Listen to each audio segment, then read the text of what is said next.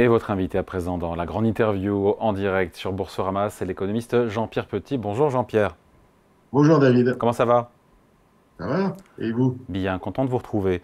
On a un Oui. patron de la Fed qui a déploré dans cet entretien à la chaîne américaine CBS, Jérôme Powell, qui parle d'une dette publique américaine insoutenable.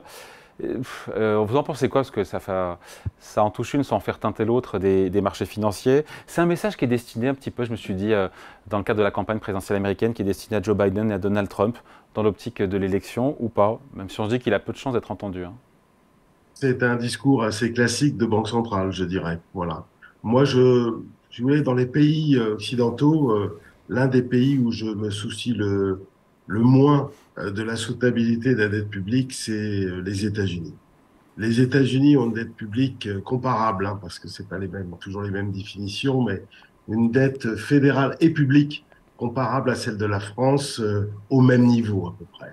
Au même niveau que la France, c'est-à-dire à peu près à 110-115% du PIB. Et parce qu'il faut tenir compte aussi de la dette récurrente des États fédérés. Enfin bon, bref, je ne rentre pas dans les détails, mais c'est à peu près comparable au niveau qu'on a en France. Et pourtant, elle est beaucoup plus soutenable. Pourquoi elle est beaucoup plus soutenable? Parce que la croissance potentielle américaine est structurellement plus élevée. Et je pense qu'au cours des 3 dernières années, elle s'est creusée encore à nouveau en faveur des États-Unis d'Amérique. D'autre part, euh, les États-Unis d'Amérique ont moins de dépenses contraintes sociales contraintes par le vieillissement, parce que, comme vous le savez, le vieillissement est moins accentué qu'en Europe. Et donc, tout ce qui est Social Security, Medicare, Medicaid, ça pèse évidemment sur les finances publiques américaines, mais globalement moins que pour nous. Voilà.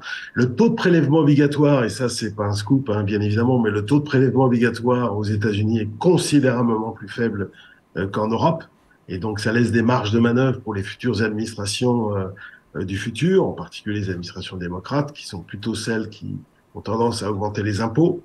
Et puis, quatrièmement, vous le savez très bien, les États-Unis d'Amérique ont des conditions de financement tout à fait exceptionnelles du fait du monopole ou quasi-monopole Sur le dollar. du dollar Ouais. américain comme monnaie de réserve internationale. Donc, pour ces quatre raisons, je dirais, je pense que la dette américaine est C'est un non-sujet. beaucoup plus soutenable Ouais. que la dette globale, Ouais. publique, Après, juste, française ou européenne. Jean-Pierre, vous dites que la croissance potentielle américaine est plus forte. C'est vrai, mais dans mon souvenir, j'ai le chef économiste d'Alliance, Ludovic Subran, qui m'expliquait que dans la croissance de 2023 aux États-Unis, les 2,5%, il y en a 30 ou 40% qui viennent justement de ce déficit public, pas laxiste, mais généreux, accommodant, expansionniste, qui permet cette croissance C'est une aussi. très mauvaise observation, je Eh trouve. bien, vous lui direz.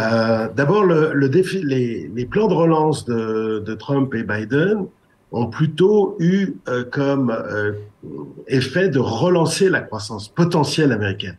Il faut voir ce que l'IRA, Bill et Chips ont fait pour la croissance américaine dans la tech, dans la transition numérique, dans la transition climatique, etc. Je trouve que c'est des plans de relance très efficaces qui ne se contentent pas d'alimenter la demande au sens keynésien du terme, la demande en particulier des ménages, mais qui augmentent les capacités de production Oui, futures mais des pardon, États-Unis Jean-Pierre, mais d'Amérique. tout ça est financé par le déficit. On dit la même chose là. Oui, mais faut pas. Non, mais ça, c'est. Je m'excuse, David, mais ça, c'est l'obsession anti-déficit de la gouvernance européenne, Non, mais allemande, j'allais y mais venir, j'allais y venir qui n'a aussi, hein. aucun sens, qui n'a aucun sens économique. Il y a de très bons déficits comme de mauvais déficits. Il s'agit pas de parler du déficit en soi, si vous voulez. C'est pas les normes de 3% et de 60% n'ont aucun sens. D'ailleurs, elles ont complètement échoué, puisque nous régressons année après année. Mais enfin, indépendamment de ça, je trouve que le déficit public américain a, dans l'ensemble, au cours des dernières années, plutôt contribué à améliorer la croissance potentielle Ce qui n'est pas le cas de la américaine. France. Et Pardon, d'ailleurs, Jean-Pierre, pardon de ramener à la France. la croissance potentielle américaine a très certainement augmenté puisque le taux d'activité a monté depuis 3 ans et les gains de productivité sont tout à fait exceptionnels. Ça, c'est quelque chose sur lequel on n'insiste pas assez en Europe. C'est qu'on a 3 trimestres de hausse de gains de productivité à hauteur de 4% l'an quand même, hein. Et ça, c'est des niveaux, alors c'est que sur 3 trimestres, hein, certes, mais c'est des niveaux qu'on n'avait pas vus depuis la fin des années 90. Jean-Pierre, niveau Oui, déficit et niveau dette assez proche entre les États-Unis et la France. Pour la dette, on est un peu plus bas en déficit. Et pour autant, on n'a pas le même niveau de croissance en France, ni le même niveau de productivité. On revient sur la qualité de la dépense publique. oui, bien sûr, c'est ça qui est essentiel, Non, mais c'est c'est rageant, quoi. c'est l'efficience de la dépense publique qui est le plus important. C'est pas en soi le déficit ou la dette publique, sachant que le taux d'intérêt réel américain qui était monté à un très haut niveau à la mi-octobre est redescendu depuis.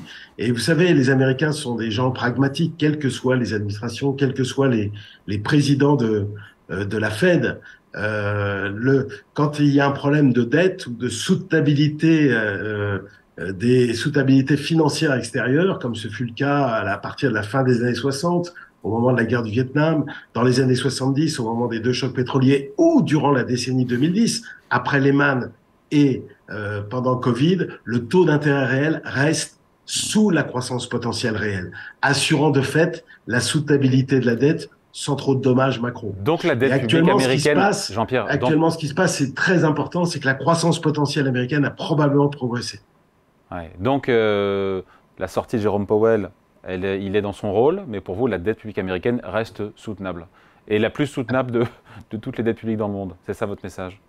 De toutes les dettes publiques dans le monde, non, quand Non, même. mais des grands Je pays, des pense que grands la pays. dette de la Confédération helvétique est probablement plus soutenable. La Norvège, le Luxembourg, Non, si sur vous les voulez. grands pays, évidemment. Dans les derniers pays notés triple A, vous en trouverez vous trouverez des pays, Singapour également, des pays qui sont mieux notés, et Ouais, effectivement plus capables, plus soutenables. Mais dans les grands pays occidentaux, en tout oui. cas, je pense que les États-Unis sont le pays le mieux armé de ce point de vue. Jérôme Powell, dans cet entretien à CBS, qui dit, en parlant de la Fed, qu'elle doit sous-peser le risque de bouger trop tôt face au risque de bouger trop tard. Il a raison, tout le dilemme, il est là. Oui, mais je pense que l'évolution macro récente montre qu'il n'y a aucune précipitation, enfin, il n'y a aucune précipitation qui serait justifiée aujourd'hui. Notamment les anticipations de baisse des taux du mois de mars me paraissent complètement Donc, extravagantes. on a compris que c'était fini, ça. Il n'y aura pas de baisse de taux en mars, hein. Je Ben pense que c'est à non, peu près mais clair pour tout ça, le monde il y maintenant. a, il y a, il y a absolument pas besoin de baisser les taux au mois de mars, parce que en grande partie parce que l'économie américaine est extraordinairement résiliente. En fait, on discute depuis des mois et des mois, des trimestres et des trimestres de soft ou hard landing, mais en fait, c'est no landing en fait. Hein. Déjà en 2023, la croissance a été de 2,5% contre 1,9 en 2022. Il n'y a pas du tout eu de lending. Et là, on s'apprête, selon nous, à être à 2,4% en 2024. Il n'y a absolument pas de lending. Qui dit Donc, pas de la lending, croissance tient très bien ouais. et tout en ayant effectivement une désinflation assez forte. Plutôt surprenante dans le bon sens du terme, sous réserve des événements en mer Rouge et dans le canal du Panama. Donc les chiffres d'inflation vont être très bons. Ils vont se rapprocher tout en ne l'atteignant pas pour l'indice des prix à la consommation, les 2% d'ici le deuxième semestre 2024. Donc c'est satisfaisant. Alors vous allez me dire, mais pourquoi la Fed va baisser ses taux? Bah, historiquement, quand même, elle peut les baisser une fois qu'elle les a fortement montés pour retrouver des conditions macro-financières normales. Elle l'a fait sans qu'il y ait eu de risque de récession. Elle l'a fait, par exemple, en 1987. Elle l'a fait en 95, 96. Plus près de nous, elle l'a fait en 2019. Vous voyez, ça peut lui arriver de baisser les taux, Mais ils vont même baisser, sans risque de Jean-Pierre, récession, mais les elle le taux. fait de façon assez modérée historiquement. Hein. C'est ça le sujet. Voilà. Donc peut-être que ces baisses de taux de la Fed vont arriver plus tard et de moindre Oui. ampleur. C'est ça le nouveau scénario. Et surtout de moindre ampleur. Quand je vois que hier les futurs priçaient encore 120, 130 points de base de 130 baisse points de des base. taux de la Réserve fédérale, ça me paraît beaucoup trop. Beaucoup trop. Moi, c'est 50 à 75 points de base. C'est envisageable, si vous voulez.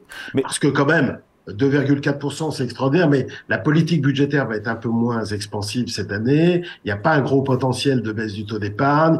L'année dernière, on a eu très bons chiffres d'investissement en structure. À la suite de l'IRA, là, ça va être un peu moins fort. Enfin, vous voyez, il y a des vecteurs de ralentissement, mais on va faire quand même pas loin de 2,5. Donc, il n'y a Oui, pas le mais feu pour pardon, baisser les juste taux. Jean-Pierre, si on fait Ouais. effectivement 75 points de base, enfin, si la Fed baisse de 75 points de base ses taux, c'est pas du tout le scénario anticipé par les marchés qui prassait jusqu'à 150, voire plus baisse de taux de la Fed Plus, cette année. Et on sait que c'est sur ce scénario-là, cette anticipation-là, que les bourses ont beaucoup monté. Ma surprise, j'en parlais hier avec Véronique Riche-Flores, c'est de voir finalement les marchés ne bronchent pas, alors que leur scénario monétaire idéal est désormais caduque, a priori. bah, oui, alors les futurs, c'est pas parfait hein, non plus comme pricing. Hein. Il faut Non, mais savoir que les investisseurs les marchés actions ne actions se non. calent pas complètement sur les futurs. Mais c'est vrai que c'est un vecteur, effectivement, de temporisation du marché obligataire et du marché action, les deux hein, d'ailleurs. Et donc c'est pour ça que quand on avait retrouvé des taux sous les 3,90 à la fin de l'année dernière ou plus récemment, je trouvais que c'était excessif et que moi, le taux d'équilibre, le taux 10 ans d'équilibre est plutôt à 4,20 sur le 10 ans américain, selon c'est ce que dit notre modèle. Alors ensuite, ça n'empêche pas parce qu'il va quand même y avoir de la désinflation et il va y avoir quand même des baisses de taux directeurs malgré tout. Hein. Donc au total, ça peut baisser un petit peu, mais seulement un petit peu par rapport à ces 4,20% que j'ai dans le modèle et pas beaucoup plus. Hmm. Je dirais qu'il y a un petit peu plus de potentiel sur les taux longs européens. Est-ce que c'est compatible d'avoir des marchés boursiers qui montent avec des baisses de taux qui arrivent plus tard dans l'année et qui sont de moindre ampleur? Alors, historiquement, une première baisse de taux directeur est un facteur favorable, qu'il ait été pricé ou pas, est un facteur favorable pour le marché action, sauf s'il y a récession. Historiquement, les premières baisses de taux directeurs qui sont intervenues trop tard, qui n'ont pas réussi à éviter la récession, ben vous voyez que le marché action, ensuite, malgré tout, il baisse. Il baisse pas énormément, mais il baisse en moyenne. En revanche, lorsqu'on a réussi à éviter une récession et lorsque la conjoncture est assez satisfaisante, eh bien, les marchés actions montent. C'est en fonction de cet élément historique statistique que les marchés actions montent aujourd'hui, mais il n'y a pas que ça aussi. Hein. Il y a aussi les BPA de la tech qui sont très bons Bénéfice par action. d'un certain nombre de secteurs. Et là, si les prévisions de croissance sont révisées à la hausse, il faudra s'attendre à des révisions à la hausse aussi des BPA. Donc les BPA vont progresser cette année. Hein. Ils vont progresser. Nous, on était sur du 9. Faut pas exclure si la dynamique de la croissance se confirme. Des progressions de 10, 11, 12, c'est quand même pas mal. Donc ça veut dire, Alors, pardon Jean-Pierre, ça veut dire que les marchés sont un peu en train de changer leur fusil d'épaule. Avant, ce qui était pricé, c'était plutôt une économie américaine moins forte, plus faible, en tout cas avec plus de baisses de taux. Maintenant, on se sent avec une économie qui est plus forte et moins de baisses de taux. Ça plaît finalement ce scénario-là au marché? ça plaît, mais faut quand même aussi voir qu'il y a d'autres régulateurs qui sont de nature à infléchir quand même la tendance haussière. C'est les valorisations absolues qui sont quand même assez élevées, les valorisations relatives, le positionnement des investisseurs qui est très très agressif, le sentiment de marché qui est redevenu positif. Donc tout ça est quand même pas très favorable. Mais la dynamique de BPA, qui, à mon avis, va être favorable, et la baisse des taux, in fine, de la Fed, sont deux éléments quand même importants dans l'histoire boursière américaine pour favoriser un marché plutôt haussier. Quand même. Donc vous êtes plutôt bullish à vous écouter Je sur suis les marchés? modérément bullish, si vous voulez.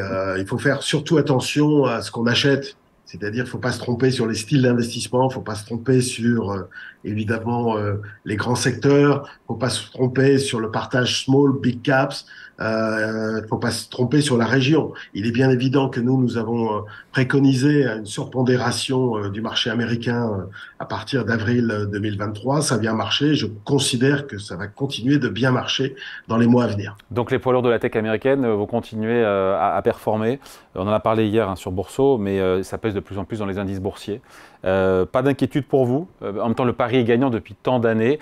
Et en même temps, c'est vrai qu'on se dit que c'est peut-être un peu dangereux, que beaucoup d'investisseurs mettent leurs billes sur une poignée de valeurs. Cette extrême concentration, moi je la trouve un peu dangereuse, mais c'est vous l'expert. Hein. C'est un faux débat. C'est Ah, un faux débat. Il y a eu déjà dans l'histoire des phénomènes de concentration. Il y a eu les Nifty 50 au début des années 70. Il y a d'autres phénomènes de concentration. Et là, vous avez les 7 magnifiques qui contribuent à peu près à 30% des ouais, il n'y en a plus profits que aux 6. Hein. États-Unis. Il n'y en a plus que 6 Tesla, on met de côté maintenant. Enfin, vous mettez ce que vous voulez, de toute façon. On est libre. 6 ou 7 magnifiques. Et ils contribuent à la hausse des BPA. Et ce que vous disiez juste à l'instant est très juste. C'est-à-dire que vous avez une progression tendancielle de la tech dans les indices et dans les profits américains. C'est quelque chose qu'on voit pas du tout en Europe. Et donc, qu'il y ait cette concentration en faveur de la tech est assez naturel. Et surtout par Même si rapport elle à est la bulle. extrême, même si elle est extrême. Encore une fois, j'ai plus ce chiffre et je crois que c'est 7 valeurs ou 10 valeurs qui ont fait 90% de la hausse du Nasdaq l'an dernier, hein. Ben oui, mais d'accord. Mais et alors, ce qui compte, c'est les résultats qu'ils dégagent. Cela n'a rien à voir avec un phénomène de concentration qu'on voyait à la fin des années 90. C'était les MICO à l'époque, les Microsoft, Intel, Cisco, Oracle. C'était une très forte concentration. Simplement, les résultats n'étaient pas aussi élevés qu'aujourd'hui. Et c'est la raison pour laquelle vous aviez non seulement une concentration, mais une valorisation très élevée. Là, vous n'avez pas du tout le niveau de valorisation que vous aviez à l'époque, à la fin des années 90. Ces boîtes-là dégagent des résultats. C'est ça qui est très, très important. Avec des innovations majeures, notamment dans l'intelligence artificielle générative. Hmm. Un mot avant de se quitter, Jean-Pierre, juste on reste aux États-Unis avec la campagne américaine et Joe Biden qui est rentré de plein pied dans la primaire démocrate, d'ailleurs en confondant Macron et Mitterrand, mais ça c'est pas le sujet. Il est dominé aujourd'hui, le président sortant américain, dans les sondages par Trump, notamment dans ces fameux swing states, États clés, 7 États clés aux États-Unis. Et en même temps, on a, enfin pourtant j'ai envie de dire, on a une économie américaine, on l'a dit, on l'a largement commenté ici avec vous Jean-Pierre, qui est toujours hyper robuste. À quel moment cette bonne conjoncture lui sera créditée à Joe Biden? Effectivement, sur l'inflation, par exemple, il y a un différentiel entre la réalité des chiffres et le ressenti. Ça, c'est quelque chose qu'on voit assez usuellement. Donc, on peut penser que dans plusieurs mois, l'opinion publique américaine va plutôt lui rendre justice. Mais pour vous répondre très directement, David, je pense que le handicap de Biden n'est pas lié à la réalité des résultats macro ou à l'absence de résultats macro. Elle est liée tout simplement à son âge et Hmm. à son Non, mais incapacité. dans les sondages, les Américains ne sont pas contents de sa façon de gérer l'économie américaine, qui a 3,7% de chômage, 2,5% de croissance, dont 3,3% au dernier trimestre, qui a créé en janvier 350 000 emplois. Oui, je suis assez d'accord. Il y a une espèce de petite injustice, mais encore une fois, le ressenti est pas toujours la. Il y a des divergences assez fortes entre la réalité macro et le ressenti, mais je crois que la variable clé n'est pas là. La variable clé pour Biden, c'est son incapacité à se retirer à temps et surtout à désigner un successeur de qualité au sein du Parti démocrate. C'est ça sa grande erreur. Et à mon avis, s'il ne l'emporte pas le 5 novembre prochain, ce sera la tâche historique sur laquelle il sera. Allez, on en reparlera d'ici là. Merci pour cet entretien. Jean-Pierre Petit, président des À Cahiers Verts bientôt, de David. l'économie. Salut, bye. Au revoir.